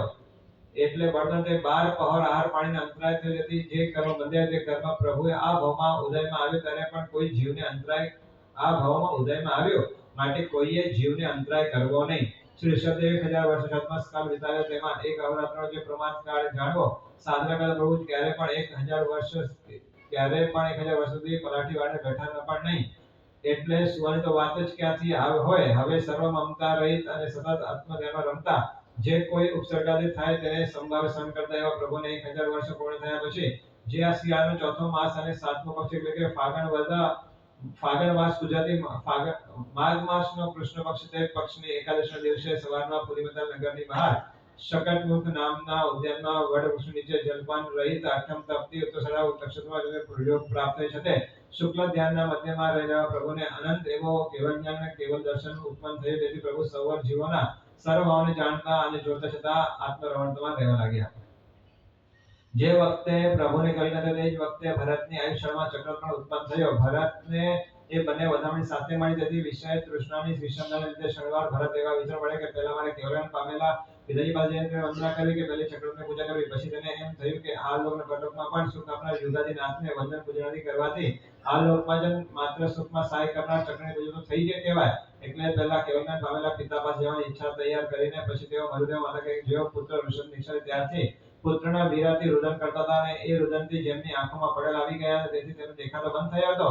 અને જો ભરતને પણ આલોકમાં આપી કહેતા કે ભરત તું તો રાજલક્ષ્મી ભોગ સુખમાં મગ્ન બન્યો રહે છે તો તને મારા સુકુમાર પુત્રની ચિંતાની જરૂર હોય. એ રાજલક્ષ્મી છોડીને ચાલ્યો ગયો છે. તેને કોણ જાણે કેવા આકરા દુઃખો ભોગવવા પડતા હશે. એવા વિચારથી રડતા મરુદેવ માતાને ભરત કહે કે માતાજી આજે આપના પુત્ર ઋષભ આવ્યા છે. આપ ચાલો હું તમને તેની પાસે લઈ ચાલું. આમ કઈ હાથીની અંબાડી પર બેસાડીને ભરત પોતાના સર્વ પરિવારને રિદ્ધિ સમૃદ્ધ સહિત ચતુરંગની સેના સાથે પ્રભુને વંદન કરવા ચાલ્યા. સમોસણી સમીપ આવે ત્યારે ભરતે કહ્યું કે માતાજી તમારા પુત્રની સમૃદ્ધિ તો જુઓ. દેવનો નાશ થઈ ગયા હતો. દેવ અસુરોને માનવ પ્રભુને વાદમાં આવી રહેલા હતા. તેનો આનંદયુક્ત શબ્દનો ગોળામ થઈ રહ્યો હતો અને સમૃદ્ધિ સૂત્રના શબ્દો તો કાને પડતા હતા. અને ભરતે કહ્યું આપના પુત્ર સમૃદ્ધિ જુઓ. એટલે અત્યંત આનંદ થવાથી હર્ષના આંસુઓ આંખના પડે તૂટી પડ્યા. તેથી સમોસણા બેઠેલા પ્રભુને છત્ર ચામર આદિ પાતિયારે વગેરે લક્ષણો જોઈને વિચાર કરવા કે અહો આ મોહ પર્વત પ્રાણીઓને ધિક્કારતા કે જેઓ પોતાના સ્વાર્થ માટે સ્નેહ કરે છે. ઋષભના દુઃખની ચિંતા કરી રડીને આંધળી થઈ ગઈ. છતાં દેવો અને અસુરોથી સેવતા અને આવી અનુપમ સમૃદ્ધિને ભોગવતા એવા મારા પુત્ર ઋષભને મને પોતાની સુખ સમૃદ્ધિના સમાચાર પણ મોકલ્યા નહીં. અરે આ સ્વાર્થી સ્નેહ ધિક્કાર હો એમ વિચારી ભાવ સપક્ષણી જડેલા મરુદેવી માતાને કેવલ્ય ઉત્પન્ન થયું. અને તે સમયે આયુષ્યને પણ ક્ષય થવાથી અંતકૃત કેવલી થઈ હસ્તી સ્કંદ ઉપર આરૂઢ થયેલા અવ્યય પદ મોક્ષને પામ્યા. અહીં કવિ કલ્પના કરે છે કે આખા જગતનો અસંગ સમાન કોઈ પુત્ર નથી કે જેમને 1000 વર્ષ સુધી પૃથ્વી પર ફરીને માન સાધના કરીને મેળવેલો કેવલ જ્ઞાન રૂપી મહારત્ન સ્નેહથી પોતાની માતાને આપી દીધો. તથા જગતમાં મરુદેવી જેવા કોઈ માતા નથી કે જેઓ પોતાના પુત્ર માટે મુક્તિરૂપ કન્યાને જોવા માટે પ્રથમ મોક્ષમાં ગયા. હવે તેઓએ સિદ્ધ થયેલા મરુદેવાના શરીરને પ્રથમ ક્ષીર સમુદ્રમાં પધરાવી મહોત્સવ કર્યો. ભરત રાજાએ પણ સમોસણી પુષ્કરિણી વાવમાં સ્નાન કરી પ્રભુ પાસે આવી વંદના કરી. પછી પ્રભુ ધર્મદર્શન આપી તે સાંભળીને ઋષભસેન વગેરે ભરતના 500 પુત્રોએ અને 700 પૌત્રોએ પ્રભુ પર સૈન્ય સ્વીકાર્યો. તેમાંથી પ્રભુએ ઋષભસેન વગેરે 84 ને ગણધર પદવી આપી. બ્રાહ્મણીએ પણ દીક્ષા લીધી. તે મુખ્ય સાધ્વી થઈ. ભરત રાજા પ્રથમ શ્રાવક થયા. સુરી પણ દીક્ષા લેવા તૈયાર થતી હતી. તેણે અત્યંત સ્વરૂપથી જાણીને આશીર્વાદ થશે એમ કહી ધારી ભરત તેને દીક્ષાની સંમતિ ન આપી. તેથી તે પ્રથમ શ્રાવિકા થઈ. એવી રીતે પ્રભુએ ચતુર્વિધ સંઘની સ્થાપના કરી. પ્રભુને કેવલનું ધૈર્ય જાણીને કચ્છ મહાકાશ સિવાયના સગળા તાપસોએ પ્રભુ પાસે આવીને ફરી દીક્ષા લીધી સ્વીકારી. પછી મરુદેવ માતાના વિયોગથી શોકાતુર બનેલા ભરતને ઇન્દ્રએ સમજાવી શોકમુક્ત કર્યા. એટલે ભરત પ્રભુને વંદના કરી પોતાના સ્થાને ગયા. પ્રભુ બીજે વિહાર કરી ગયા. હવે ભરતે ચક્રરથની પૂજા કરી શુભ દિવસે સારા વર્ગ પ્રયાણ કરી 60,000 વર્ષ ભરત ક્ષેત્રના 6 ખંડ સાધી પાછા આવીને પણ જાણ્યું કે ચક્રરથ આયુષ્યમાં પ્રવેશ કરતો નથી. ભારત 6 ખંડ સાધીને આવ્યા ત્યારે સર્વ રાજ્ય મળીને તેને ચક્રવર્તી તરીકે રાજ્યાભિષેક કર્યો. પરંતુ પછી સુંદરી અત્યંત દુર્બળ થયેલા જાણીને એનું કારણ ત્યારે ભરતને સુંદરીએ કહ્યું કે મારા પૂછવાથી ઋષભદેવ પ્રભુએ મને કે જે ચક્રવર્તી સ્થિર થાય તે મારીને છઠ્ઠી નરકે જાય તેથી મેં ત્યારથી આંજલ તપ કર્યું શરૂ કરેલ છે. એને આજે 60 વર્ષ થઈ ગયા છે. હવે જો તમારી રજા હોય તો હું પ્રભુ પાસે ચારિત્ર લાવું. એ જાણી ભરતે તરત રજા આપવાથી સુંદરીએ ચારિત્ર લીધો. ભરત ચક્રવર્તી સુખે રાજ્ય કરતા હતા પરંતુ ચક્રવર્તી આયુષ્યમાં પ્રવેશ કરતો ન હતો. તેનું કારણ જાણીને પોતાના 98 ભાઈઓને પોતાની આજ્ઞા માનવા દૂતો મોકલી કેવડાવ્યા. તેથી 98 ભાઈઓ ભેગા થઈને પરસ્પર વિચાર્યું કે આપણે ભરતની સેવા કરવી કે ભરત સાથે યુદ્ધ કરવું. એ વિશે આપણે પ્રભુ પાસે જઈને પૂછવું. પછી તેઓ પ્રભુ પાસે આવ્યા. પ્રભુએ તેમને વૈતાલીય અધ્યયનની પ્રવૃત્તિ કરી પ્રતિબોધિત દીક્ષા આપી. દૂતે એ સમાચાર ભરતને આપ્યા ત્યારે ભરત રાજાને ભાઈઓનો શોક થયો. તેઓ ચક્રવર્તી હજી પણ અહીં શરણમાં આવતો નથી એમ સાંભળીને કારણ પૂછવા મંત્રીએ ભરતને કહ્યું કે જેમાં હજારો યોદ્ધાઓની બળ છે એવા તમારો મહાગર્ભી ભાઈ બાહુબલી હજી તમારી આજ્ઞા માનતો નથી. તેથી ભરતે સુવેગ નામના દૂત બાહુબલી પાસે મોકલેલી. સુવેગ દૂતને માર્ગમાં આપસુકન થયા છતાં સ્વામીનું કાર્ય કરવા તે શીઘ્રથી જવા લાગ્યો. રસ્તામાં ગોવાળીઓએ પૂછ્યું કે તમે કોણ છો અને ક્યાંથી આવો છો અને તમારો સ્વામી કોણ છે? તો કે હું દૂત છું, અયોધ્યાથી આવું છું અને મારો સ્વામી ભરત છે. તે સાંભળીને સ્ત્રીઓ કહેવાય કે અરે ભરત તો કાંચડીમાં હોય, વાસણમાં હોય કે ભરત નામે રોગ હોય. એ સિવાયનો ભરત તો અમે ક્યાંય સાંભળ્યો પણ નથી. આ સાંભળી બાહુબલીને સાંભળીને આશ્ચર્ય અનુભવતું દૂતે તક્ષશિલા નગરીમાં બાહુબલીને રાજા સભામાં આવ્યો અને બાહુબલી રાજાને નમન કરી આસન પર બેઠો. ત્યારે બાહુબલીએ પૂછ્યું કે કેમ ભરત અને ભરતના 1.25 કરોડ પુત્રો કુશળ છે ને? દૂતે કહ્યું જેમની સેવા દેવો અને અસુરો પણ કરે છે અને પૃથ્વીના બધા રાજાઓ કરે છે તેમને કુશળ છે પરંતુ તેમનો તમે મોટા ભાઈની સેવામાં હાજર નથી થયા તેનું તમને દુઃખ છે. તેથી તેમનાથી દુઃખને દૂર કરવા તમે મોટા ભાઈની સેવામાં હાજર થઈ જાઓ તો સારું. દૂતના વચન સાંભળી ક્રોધથી ધમધમતા બાહુબલીએ ભ્રુકુટી ચડાવી કહેવા કે દૂત ભરતે 98 ભાઈનું રાજ્ય લઈ લીધા તો પણ તેને તૃપ્ત થયું નથી અને મારું રાજ્ય પણ લઈ લેવાની ઈચ્છા થઈ છે તો મેં 98 ભાઈઓના બદલો લઈશ. એમ કહી ગળું પકડીને દૂતને નગરની પાછલી બારીથી કઢાવી નાખ્યો. દૂત પણ જીવ લઈને ભાગ્યો અને અયોધ્યામાં ત્યાં દૂતે ભરતને બધી વાત કહી દીધી. ક્રોધિત ભરત ચક્રવર્તી સેના સહિત યુદ્ધ કરવા ચાલ્યા. અનુક્રમે ભરત ચક્રવર્તી અને બાહુબલી એક સ્થાને પણ આવી ગયા. વચ્ચે રણસ્તંભ રોપીને યુદ્ધ આરંભ્યો. બાહુબલીના પુત્રને સેનાપતિ સિંહરથ અને ભરતનો સેનાપતિ સુસેન સામસામે આવી ગયા. સુસેને સિંહરથને કહ્યું કે હું તો ભરતનો સેવક છું અને તું તો બાહુબલીનો પુત્ર છે તેથી મારા સ્વામી જેવો કહેવાય તે કારણે પહેલો પ્રહાર તું કર. એ સાંભળી સિંહરથે પહેલો પ્રહાર કર્યો. તે શસ્ત્રોનો નાશ કરી સુસેન પ્રહાર કરવા માંડ્યો ત્યારે સૂર્યાસ્ત થઈ ગયો. એટલે તે પ્રહાર કરી શક્યો નહીં. યુદ્ધના એ મર્યાદા છે કે સૂર્યાસ્ત થયા પછી યુદ્ધ થાય નહીં.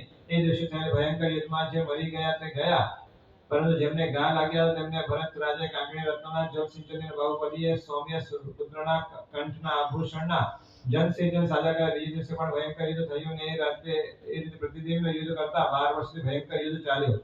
કરોડો માણસો મરણ પામ્યા. યુદ્ધ નદીઓ ચાલી છતાં બંને ભાઈમાંથી કોઈ પણ હાર્યો નહીં. આ સમય સૌદર્ય અને ચમરેન્દ્ર ભરત ચક્રી પાસે આવ્યા અને કહેલા કે ઋષભદેવ પ્રજાને પાડીને પોષીને વૃદ્ધિ પમાડી તમે બંને તેના પુત્ર છતાં એવા યુદ્ધ ચડ્યા છો કે સૃષ્ટિનો નાશ કરશો. ભરતે કહ્યું કે આ બાહુબલી મારી આજ્ઞા માનતો નથી અને ચક્રાઈ સમય પ્રાવતો તેથી યુદ્ધ કરવાનો પ્રસંગ આવ્યો. ત્યારે ઇન્દ્રએ કહ્યું તમે બંને ભાઈઓ પરસ્પર યુદ્ધ કરી લ્યો. એમ કહી ઇન્દ્રએ દૃષ્ટિ યુદ્ધ, વચન યુદ્ધ, બાહુ યુદ્ધ, મુષ્ટિ યુદ્ધ અને દંડ યુદ્ધ એવા 5 યુદ્ધ નક્કી કરી લીધા અને શ્રી આનાથી સર્વ સેનાને દૂર કરી. પછી એ 5 પ્રકારના યુદ્ધ થયા. એ 5 યુદ્ધમાં ભરત હાર્યા અને બાહુબલી જીતે. દેવોએ બાહુબલી ઉપર પુષ્પવૃષ્ટિ કરી. ભરતને ઘણો ગુસ્સો આવ્યો અને ભરતે બાહુબલી પર ચક્ર મૂક્યો પણ દેવદૃષ્ટિ ચક્ર એમાં એક જ ગોતવા ઉપર ચાલે નહીં. તેથી બાહુબલીને પ્રદક્ષિણા દઈ તે ચક્ર ભરતના હાથમાં પાછો આવ્યો. એટલે બાહુબલી ક્રોધિત થઈ ચક્ર સહિત ભરતને ચૂરી નાખવા મુઠ્ઠી ઉપાડી અને મારવા માટે ભરત સામે દોડ્યો. ત્યારે બાહુબલીને વિચાર્યું કે અરે આ મારો મોટો ભાઈ પિતા તો લે છે ને એને મારી નાખવાનો મેં કેમ વિચાર કર્યો. હવે આ મુઠ્ઠી પાછી વળે નહીં. એ રીતે વૈરાગ્ય આણી તેને પોતાના રોષ કરી નાખ્યો. દેવોએ તેના ઉપર પુષ્પવૃષ્ટિ કરીને વેશ આપે બાહુબલી સંયમ લઈ લીધો. તે જે વસતા પહેલા ભરતે બાહુબલીને મળીને વંદન કરી ખમાવીને તેના પુત્ર સૌમ્ય યશાને દક્ષિણ રાજ્ય આપી અને પોતે અયોધ્યા ગયા. બાહુબલી વિચારી જો હું હમણાં પ્રભુ પાસે જઈશ તો મારે 98 મારા નાના ભાઈઓને વંદન કરવા પડશે. તેથી કેવલને મેળે પછી જાઉં એમ નક્કી કરી તેઓ કાયદેસર ત્યાંના સ્થિર રહ્યા.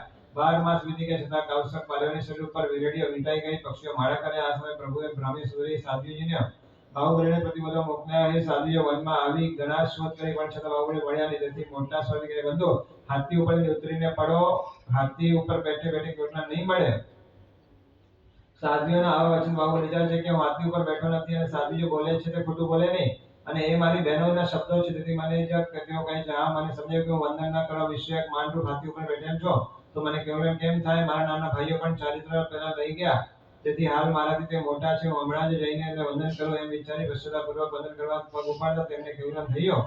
પછી તે પ્રભુ પાસે સંવત્સરમાં આવી સમકેવલી મર્યાદા પરસોત્તમ બિરાજમાન થયા. એક સમય પ્રભુ અશ્વતીર્થ પર સંવત્સર ત્યારે ભરત ચક્રીએ વિચાર્યો મારાથી બીજું કંઈ થઈ શકતું હતું, મારા મહાવ્રતધારી એવા સાધુઓને ખાનપાન આપો એમ વિચારીને 500 ગાડા મીઠાઈ વગેરે ખાવાની વસ્તુઓ ભરી સમસ્ત પ્રભુને આહાર. દેવાનંદ કે પ્રભુએ કહ્યું કે આદા કર્મને સામે આનંદો તેમજ રાજપીઠ સ્વરૂપ આ આહારાદિક સાધુને કલ્પની પ્રભુના વચન સાંભળી શોકાતુર થયેલા ભરતચક્રને જોઈને ઇન્દ્રએ પ્રભુને પૂછ્યું કે પ્રભુ આ વગેરે કેટલા પ્રકારનો છે?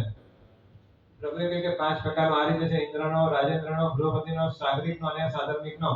એમ 5 જણ. ઇન્દ્રએ કહ્યું કે હું આપનો સર્વ સાધુને મારા સર્વ ક્ષેત્રોમાં વિચરવાની સરેવાથી સમજ આપું છું. પછી ભરતચક્રએ કહ્યું કે હું મારા બધા 6 ખંડના પૃથ્વીના રાજ્યમાં સાધુને વિચરવાની રહેવાની સમજ આપું છું.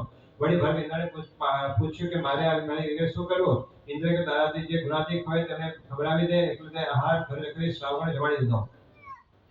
ત્યારથી બ્રહ્મભોજન શરૂ થયું. પછી ભરતચક્ર દરરોજ શ્રાવકોને જમાડવા લાગ્યા. કોઈક વખત રસોઈયાએ કહ્યું કે જમનારા કરોડોની સંખ્યામાં થઈ ગયા છે, પહોંચી શક્તિવાળા તો યોગ્ય હોય તો ભલે, કરોડો આવે એનો વાંધો નહીં. એમ વિચારી ભરતે એમની પરીક્ષા કરવા ભોજન કરવા જવાના 2 રસ્તા રાખ્યા. સમીપ રસ્તેથી જનારા પગ નીચે જીવજંતુઓની હિંસા થતી અને દૂરના રસ્તેથી આવનારની હિંસા થતી નથી. તેથી જેઓ દયા રાખી દૂરના રસ્તેથી આવવા લાગ્યા તેઓના ડાબા ખભા ઉપર કાંકરી રત્નોથી દેવગુરુ ધર્મની 3 રેખાઓ કરાવી અને આવી રેખાઓને જમાડવા એવો આદેશ આપ્યો. એ રેખાઓ ધીરે ધીરે જણાઈ કહેવાય અને એ સોનાની, પછી રૂપાની, ત્યાર પછી રેશમની સૂતરની થઈ. ભરતચક્રે શ્રી ઋષભદેવની સ્તુતિરૂપ 4 વેદો કર્યા. કોઈક વખતે જળચક્રે ઇન્દ્રને તેનું ખરું સ્વરૂપ બતાવવા વિનંતી કરી. એટલે ઇન્દ્રએ એક આંગળી અસલ રૂપ બતાડી તેને ઘણી ઝગમગતી જોઈ ભરત આશ્ચર્ય પામ્યો. ત્યારથી પ્રતિ વર્ષ ઇન્દ્ર મહોત્સવ શરૂ થયો. ક્યારેક ત્યાં પધારેલા પ્રભુનું વંદન કરવા ભરતચક્ર પ્રભુ પાસે આવી ધર્મ સાંભળી વૈરાગ્ય હૃદયવાળા બન્યા અને જ્ઞાન દશામાં લયલીન થવા લાગ્યા. એક વખત ભરતચક્રે હરિસા ભવનમાં આવી વસ્ત્ર આભૂષણો પહેરેલા હતા. તેમાં એક ઉલટી નીકળી ગઈ, તેથી તેની આંગળી શોભાને દેખાવા લાગી. એટલે ભરતે બીજા આભૂષણ ઉતારતા જોયા તે બધા અંગ શોભાવી દેખાવા લાગે. એટલે અનિત્ય ભાવના ઉત્પન્ન થઈ ગઈ. એ ભાવનામાં ઊંચું ચડતા ચપક્ષણી ચડતા ભરતચક્ર તાત્કાલિક કેળવણી માંગ્યા. ઇન્દ્ર તરફથી આવીને ભરતચક્ર કહ્યું કે આપને વંદન કરવાની ઈચ્છા છે, પણ આપ સાધુના વેશમાં નથી, તેથી હું આપને વંદન કરી શકતો નથી. ગૃહસ્થના વેશમાં કેવળ જ્ઞાની હોય તેમને પણ ખમાસમાં લઈને વંદન કરી શકાય નહીં. એ આપ તો જાણો જ છો, તો કૃપા કરી આ સાધુ વેશ સ્વીકારો. હવે જો અહીંયા એક સમજ લો. ખમાસવાળા છે ને, કોઈ પણ દેવી દેવતાઓને ખમાસવાળા આપવાના નથી. જે તીર્થંકર પરમાત્મા છે એને જ માત્ર ખમાસવાળા આપ્યા યોગ્ય છે. માટે પછી કોઈ પણ દેવ હોય કે કોઈ પણ દેવી હોય એને આપણે ખમાસવાળા આપવાના નથી.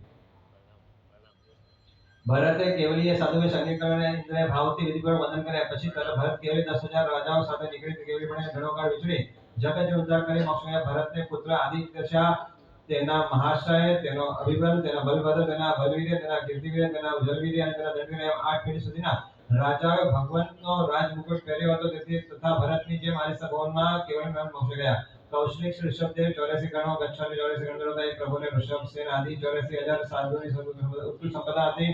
બ્રાહ્મી સુંદરી વગેરે 3 લાખ સાધુઓની ઉત્કૃષ્ટ સંપદા હતી. શ્રેયાંશ વગેરે 3,05,000 શ્રાવણ ઉત્કૃષ્ટ સંપદા હતી અને સુભદ્ર વગેરે 5,54,000 શ્રાવણ ઉત્કૃષ્ટ સંપદા હતી. વડીએ પ્રભુને કેવલી છતાં કેવલી સરખા એવા 14 પૂર્વધારીઓ 4,750 ઉત્કૃષ્ટ સંપદા હતી. 9,000 અવધિ જ્ઞાનવાળા મુનિઓ ઉત્કૃષ્ટ સંપદા હતી. 20,000 કેવલ જ્ઞાનીઓ ઉત્કૃષ્ટ સંપદા હતી. 20,600 વૈકુંઠ લબ્ધિવાળા મુનિઓ ઉત્કૃષ્ટ સંપદા હતી. 12,650 વિપુલમતી જ્ઞાનવાળા મુનિઓ ઉત્કૃષ્ટ સંપદા હતી. 12,650 વાદીઓ ઉત્કૃષ્ટ સંપદા હતી. તથા પ્રભુને 20,000 સાધુઓ સિદ્ધિ પદને પામ્યા હતા અને 40,000 સાધુ સિદ્ધિ પદને પામ્યા. તેમજ એ પ્રભુને 22,900 મુનિઓ અંતર્નિર્માણમાં ઉત્પન્ન થનારા અને એકાવતારી થઈ મોક્ષ જણાતા એવા મુનિઓની 22,300 900 ઉત્કૃષ્ટ સંપદા હતી. કૌશલિક એવા શ્રી ઋષભદેવ પ્રભુને 2 પ્રકારની અંતર્ભૂમિ હતી, યુગાંતર્ભૂમિ અને પર્યાયાંતર્ભૂમિ. એમાં શ્રી ઋષભદેવ પ્રભુ મોક્ષ ગયા પછી અનુક્રમે અસંખ્યતા પાઠ સુધીમાં અસંખ્યતા મુનિવરો મોક્ષ ગયા છે. તે યુગાંતર્ભૂમિ અને પ્રભુને કળના પછી તરત જ મરુદેવ માતા કેવળ પામી મોક્ષ ગયા. એ પર્યાયાંતર્ભૂમિ જાણવી. તે કારણે સમયમાં શ્રી કૌશલિક એવા શ્રી ઋષભદેવ પ્રભુ 20 લાખ પૂર્વ કુમાર અવસ્થામાં રહી તથા 63 લાખ પૂર્વ સુધી રાજ્ય અવસ્થામાં રહી. એ રીતે 83 લાખ પૂર્વ ગ્રહસ્થમાં રહી તથા 1,000 વર્ષ ક્ષમાસમાં રહી. 1,000 વર્ષ ઓછા એવા 1 લાખ પૂર્વ કેવલીમાં રહી અને પૂર્ણ 1 લાખ વર્ષ પૂર્વ ચારિત્ર પર્યાય પાડીને એ સર્વ મળીને 84 લાખ પૂર્વ સંપૂર્ણ આયુષ્ય ભોગવી. વેદનીય આયુષ્ય નામ અને ગોત્ર કર્મ એમ ચારે ભાવ પૂર્ણાઈ કર્મ નાશ થવાથી અને અવસર્પણી કાળમાં સુષમ દુષમ નામનો ત્રીજો આરો ઘણો વ્યતીત થયો ત્યારે, એટલે કે 9 વર્ષ અને 8.5 માસ બીજા બાકી રહ્યા ત્યારે આ શિયાળાનો ત્રીજો માસ અને 5મા પક્ષ એટલે કે મહા માસનો કૃષ્ણ પક્ષ એક પક્ષની તેર છે. અષ્ટાવત નામના પર્વતના શિખર ઉપર 10,000 સાધુઓની સાથે પાણીના 14 ભક્તના ત્યાગથી એટલે કે 24 ઉપવાસથી અભિજીત નક્ષત્ર ચંદ્રને પ્રાપ્ત થઈ છે. તે સવારના સમયે પદ્માસન બેઠા શ્રી ઋષભદેવ પ્રભુ નિર્વાણ પામ્યા. સંસારનો પારનો યાવત સર્વ દુઃખોથી સદાને માટે મુક્ત થયા.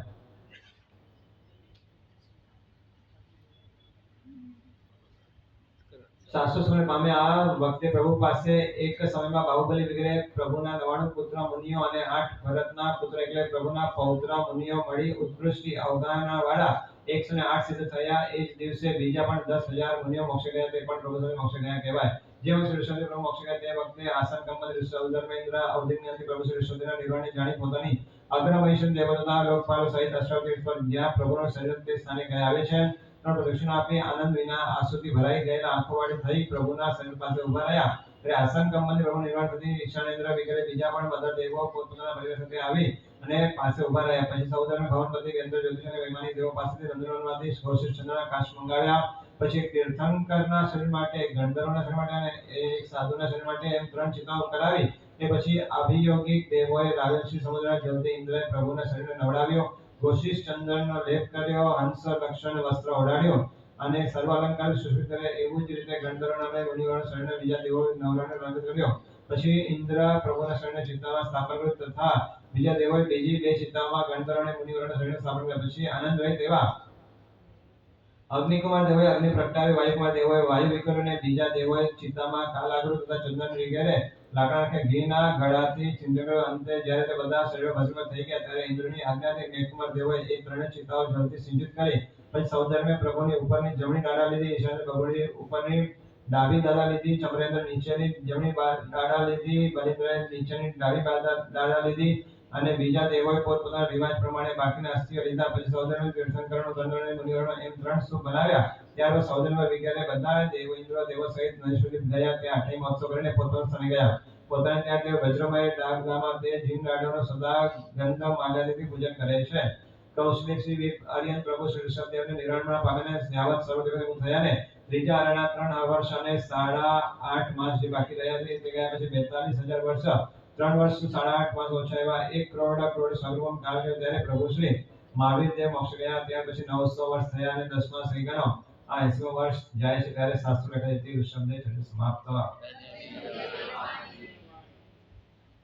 પરીક્ષા में हमारे सुनते हैं हमने निश्चय मध्य मंगला में चांद होगा ये शासन न करें मैं सोना तो उसे नासिक छेड़ में मैंने बोला वायु में उसने संचार संचार और आगारिया बहुत संचार मुनार नमो गण ताव कायम थारे ना माने जाड़ा 4 लोग सरसों अपान गोष्ठी रहेंगे लेकिन सब जासूस के लिए समझ चाहते संभाव वगैरह ने स्वयं जवाब में भाषण देना की जनवा मंदे स्वयं जब वफादार सेरसियन समाज से भजन च विमला वणन तम जन मंदिर जो नामी गुंजान मणिमंद मंदिर जो नाम ने भाषण का उद्वान जम एवं में विद विहो ये रहे मल्ला पैन जो स्थिरा स्थिति होने कहिया जल समय पर तो जन सुने मेरा आज जो स्वयं पया सारा सागर वर्ग मेरा सिद्धा सिद्धि मोह संतो इच्छा में गुरुवंदन विषय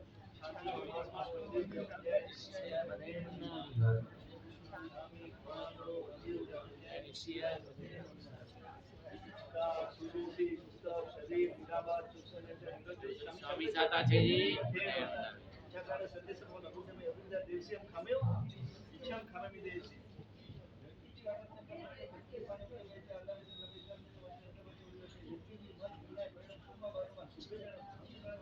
છા મિનિટ બડા